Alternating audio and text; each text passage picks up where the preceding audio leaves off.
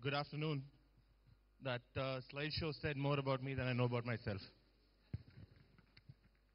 Anyways, since we are on a timer, I'm not going to waste too much time again. I am extremely nervous right now, so bear with me if there are any goof-ups, slip-ups, profanity, so on and so forth. No, it's a very moderated forum. When I was told about TEDx and I had to talk, it was a little daunting, so I said, I'm going to prepare for it like how I prepared for my exams. Yeah, and so I said, 2 weeks, I'm going to think about the topic, get everything up and right, and 2 weeks to prepare, rehearse, get my slides in place, get images in place, make sure that it's an interesting enough talk, because I'm a cook, and they said invent the future. There's really no correlation. So... And so I started off preparing exactly the way I prepared for my exam. I started last night.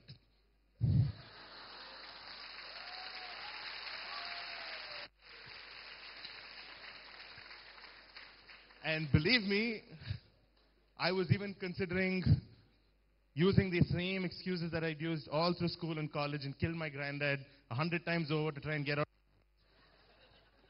But we had people from TEDx call me 10 times to make sure that I was coming.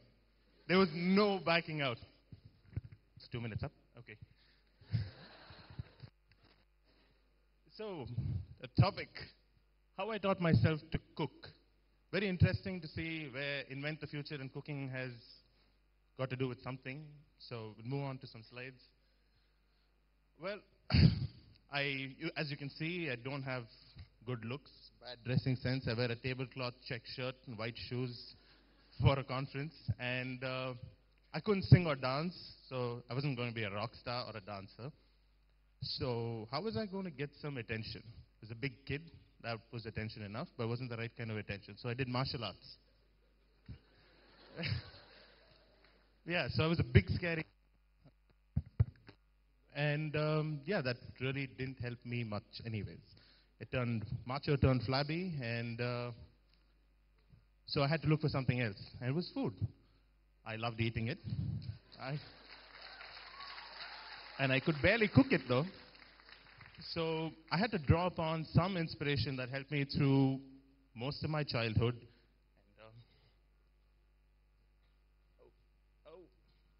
too fast. You go all the way back, page up. Hotel Maris. Those of you who've lived in town long enough know Hotel Maris for its dosa, ghee roast and sambar. Ghee roast, sambar. So, anyways, so ghee roast and sambar it is that I drew upon to make sure that I was doing something fairly decent. I'd wake up every morning from when I was between 3 and 5, I think. Every morning, wake up, run across to Maris, go with my tuk, ask for sambar, get a ghee roast with my nanny, come back home, make pieces of it, pour sambar on it, and eat it. And my flavor profiles were pretty limited. All I did was eat sambar with dosa, sambar with over-fried keema, and sambar with fish fry.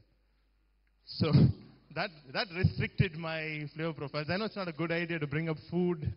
Well, most of you probably skipped lunch. Anyways. Yeah, and then I needed to do something about cooking.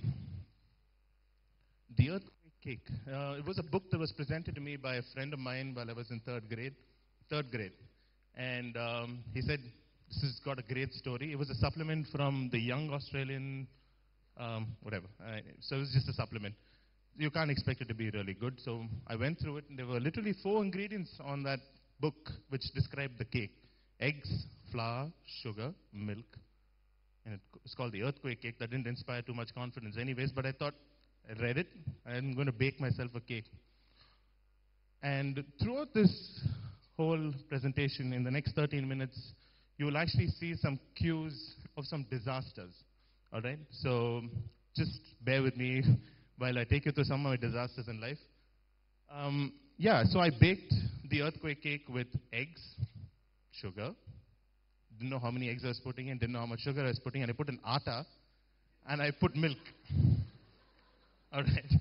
And I put it in an oven, unknown temperature, unknown duration. But yeah, I didn't burn the kitchen down, but it turned out to be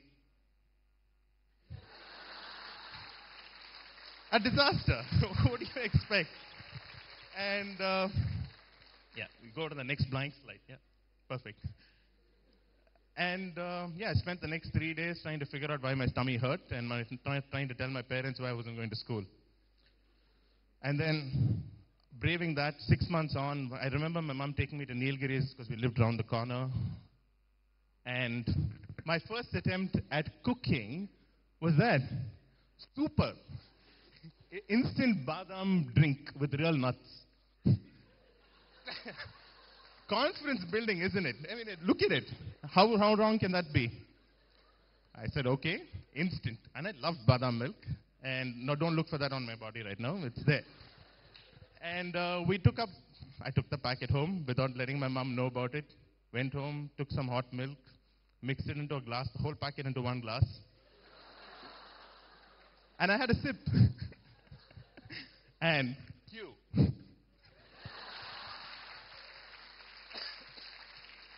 Yeah, so it wasn't too much fun. And my mom came to my rescue and she took that whole packet, put in a whole pot of milk, made enough badam milk to feed my family, we're a family of 5, my cousin's family, family of 4, and my other cousin's family, a family of 4. So yeah, I couldn't really cook. And yeah, from there I went to college. I went to high school. Sorry, I missed that. Yeah, in high school it was pretty interesting. Because I'd learned judo and I could cook a little bit. My parents thought, okay, they'd try and make sure I did something apart from burning down the kitchen. So they got us young scientist books, world craft books, and time life cookbooks. Mind you, they're very good. Got lots of interesting titles, which when I was that young didn't really make any sense to me. So my brother and sister would pull them out, learn to do something with it, and I did attempt something. All right, so it was okay. But what I do was to bother my family, cook and teach me the famed chicken curry recipe and learn to set up a small barbecue outside my parents' balcony so they know I was there. And yeah, I'd make chicken kebabs and feed it to my Brahmin tutors at that point in time and tell them it was paneer. I didn't know the difference, so that's exactly what I did to them. And yeah, I walked into College of Engineering, Guindy. I hated it as much as you guys did. And college, sorry to bring it up in college, it was an absolute disaster. We won't do too many of those disaster things anymore, all right? So anyways, we'd gone out to college and, a bunch of friends would hang out and I'd show off by making chicken curry and I was getting a little bit of attention, not the right kind of attention. But along with the chicken curry, I would eat brownies all day long. Brownies, brownies, and brownies. I'd eaten brownies through pretty much most of Chennai in 2003. Yeah, I didn't really figure out what is it in the brownies that made it interesting. I didn't want to even attempt to bake it because it had already been there. And so I was spending the summer in my brother's apartment in Baltimore, and I said, I'm going to try and do some baking. I said, because he couldn't boil water, and he was churning out banana bread and, all sorts of interesting things out of his kitchen. And I was like, okay, if he can do it, I can do it. So I pulled him up and I said, what are the best ingredients that go into a brownie? And he said, Food Network has something else. It doesn't have what you have to say. So I tried to put 2 and 2 together and I made a brownie. And those were the exact same kind of brownies that we were making till 10 minutes ago, unless somebody changed the recipe back at the store. It was phenomenal. As in, I didn't realize it was that easy to bake. It was a few simple ingredients, measures, techniques, which made its way work. And these brownies weren't difficult, but they were getting me a lot of attention from interesting people. And it was definitely better to impress my friends than chicken curry. And yeah, more women as well. They tend to have a sweet tooth. And then from brownies, they moved on to cheesecakes. So we started doing some blackberry cheesecakes and whatnot. Sorry, I'm doing this to you guys right now in college. And like Gibran said, there are no free cupcakes. So yeah, From cheesecakes, we started doing something a little more complex, and I was trying to gain some confidence in trying, well, as I taught myself how to bake. I pulled out my first cheesecake recipe from the back of a Philadelphia cream cheese tub, so it wasn't that complex. Then I started something, well, just after 2 near-death experiences. I got caught in the tsunami of 2005, 2006, yeah. And yeah, it was a bit of a brush, but just before that I'd fractured my spine, so I was at home, didn't go to college. That was a good bit. But yeah, I was still at home not knowing what to do, and I had to do something with myself. So I started baking. I tried using that to try and make sure that I knew where I was heading. And yeah, simple something. I started off with my best friend's mom, who would take care of it while I was still in college, trying to dream up recipes instead of doing engineering-related work. Can we have a show of hands for people from mechanical engineering? There you go. Take it from me, you guys are going to go astray. It's us mechanical engineers who have never done anything pertaining to mechanical. All right? I stand guarantee. And yeah, and I realized that with the gain of sin, 1 year on, I could start a couple more restaurants, and I did. One with a partner, Sin, who seemed to have a vision about being able to do something really great. And the other one was something fishy, which is a defunct restaurant, which I don't even know why in my right mind I decided to take up and decide to turn around. I think that was the biggest disaster of my life. 2 restaurants, no direct vision, sought after vision didn't really happen. And yeah, they shut down before I knew they were open. 3 months. But yeah, Sinful Something was still open. It gave me something to think about. And in the meantime, while I wasn't doing too well in college, I told my dad I'd help him with his quarrying thing. And that's me in the quarry, on the phone trying to figure out what my next subject was that I had to apply for arrears or whatever. But yeah, so it was a bit of a no-brainer. I had to choose between doing something with stone or doing something with sponge cake. So yeah, it was a bit of a no-brainer. And then it gave me enough time to think, recreate some concepts in my head. And then we went on to create Sandy's Chocolate Laboratory, not factory as you saw it. So Sandy's Chocolate Laboratory was born purely out of necessity. And I started each of these restaurants primarily by doing odd design jobs. And I traded cars for a bit, did some real estate. That kind of helped me build restaurants, because my parents were choosing to be a part of anything to do with food. Their son was going to be a cook. Not very inspiring again, not very confidence building either. From engineering to food really didn't help much.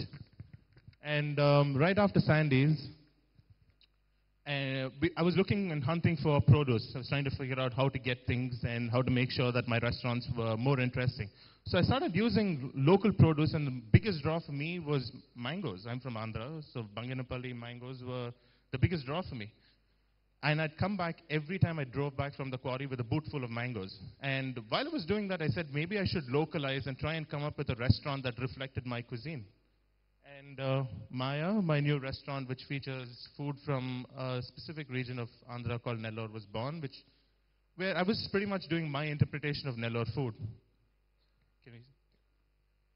And at this point in time, I discovered that it's very, very important for me to find people that shared my interest in produce, and to trying to make sure that they were doing the right things, they were doing sustainable things, and trying to make sure that we were getting the right kind of produce. So we went from markets to everything else to try and figure out what we could do.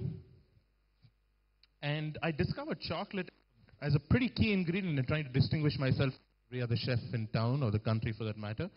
I was using chocolate in things that most people turn around and say, that's not going to work with chocolate. We did chocolate lasagna, chocolate on steak, chocolate that. But it was interesting, because a predominant flavor profile of chocolate was pretty much bitter. So we said, if I were to use bitter and sweet in a sensible note, then we could.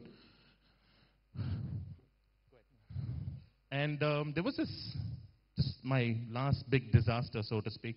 I was trying to find this chocolate company called Valrhona, because I'd heard of it in the US, I'd heard of it all over the world. And I said, I'm going to try and use Valrhona in some of my cooking. So I went to Waltax Road, which seems to be the center for all answers for baking needs. And I went there and I asked him, I said, Anna, Valrhona irukka? So the guy looked at me very dazed and he turned around and he said, "Yedo vaal kekranga poi kuduthruvaanga." I was like, "Vaala?"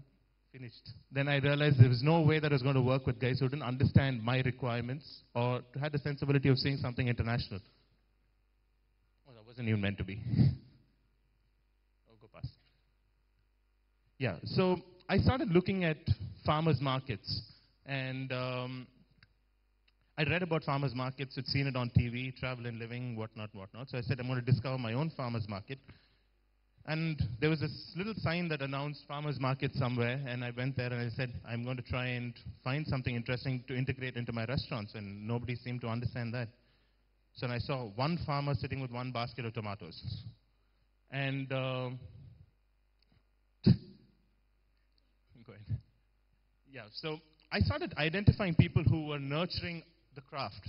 I mean, I don't think I'm very artistic or creative, but I know that cooking is a craft.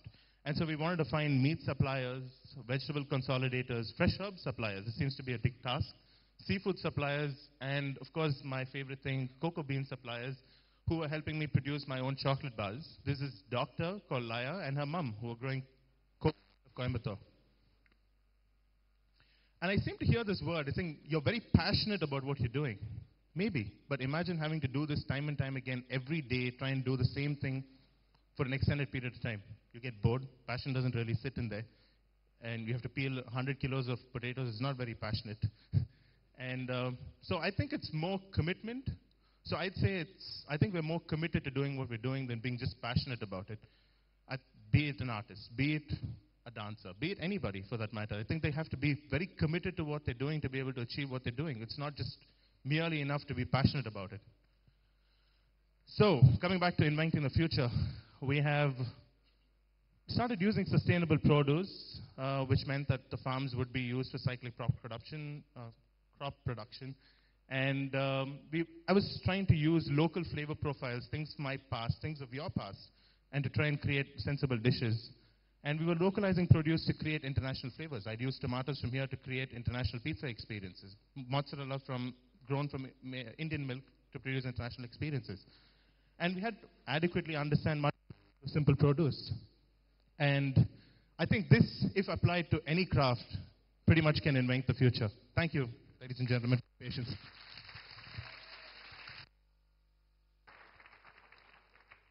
On the sad note, there are no cupcakes.